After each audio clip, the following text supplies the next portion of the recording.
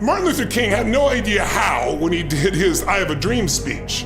In fact, his wife was the one that pushed him because he was uncertain, right? You know the real history, it's pretty interesting. But the bottom line is he gets up there and he gives his vision of how it can be done. He talked about what needs to happen and why. If you can figure out what you want and why you want it, and you get strong enough reasons that'll drive you late at night, it'll get you up early in the morning. It's Michael Jordan making 1,000 shots before you take a break. Every single day, 6 days a week.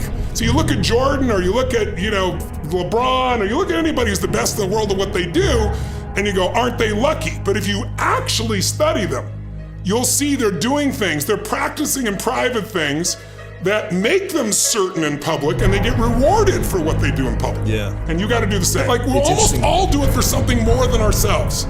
Some people do it because they like winning, right? I know that about you, right? It's like, I like winning. I like being the best at what I do, so I'm not gonna settle for less than that. Why would I, right? So you gotta find your reasons. But if you know what you want and you get a big enough why, now you'll figure out how to do it. But if you start with how, the small brain, the fear brain, so I don't know what to do, I don't know where to go. I don't know what to do 90% of the time either. I know what and why, and then I try something. Doesn't work, I try something else. Or there's something else. Now I speed it up by learning from the best. If you constantly live in fear, your world gets smaller and smaller, and it tends to get more fearful.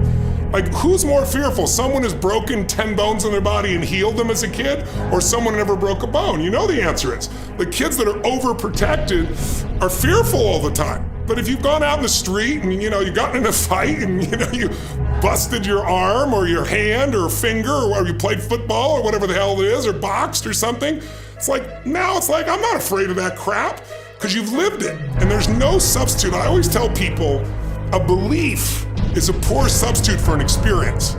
You think you know what China is, but I take you to China, you have a little different experience. And so almost everything I do is give someone an experience. So the metaphor I'd give for identity is like, it's your comfort zone. It's not your goals. So if you took a temperature in the room and it said 68 degrees is my comfort zone, physically, emotionally, financially. I want more in my relationship. I want more physically, energy-wise. I want more financially in my career, but this is what I'm used to.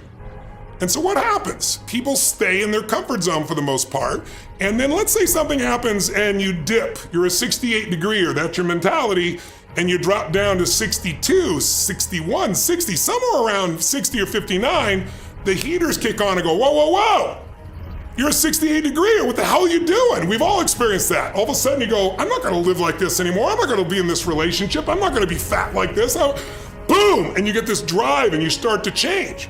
But what most people don't understand is it happens on the upper end too. Meaning, let's say you got momentum, you start crushing it, you start doing even better than you think. You go from 68 to 70, 88, you're 98 degrees. Financially, emotionally, spiritually, whatever the metaphor is. And then what happens?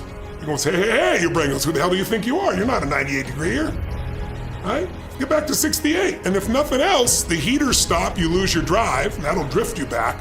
And not enough, the air conditioner kick on, you start to kind of sabotage yourself till you get back to your comfort zone.